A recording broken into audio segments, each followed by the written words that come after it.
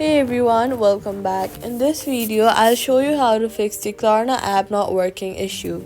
First, check your internet connection and make sure it is stable. Try switching between Wi-Fi and mobile data to see if it works. Sometimes a weak connection can cause the app to stop working. Next, swipe up from the bottom of your screen, look for Klarna app, close the Klarna app completely, wait for a few while and reopen it. Now, if you're on Android and if the problem continues, go to your phone settings and open apps, select Klarna and clear the apps cache. After that, restart your phone and try opening the app again.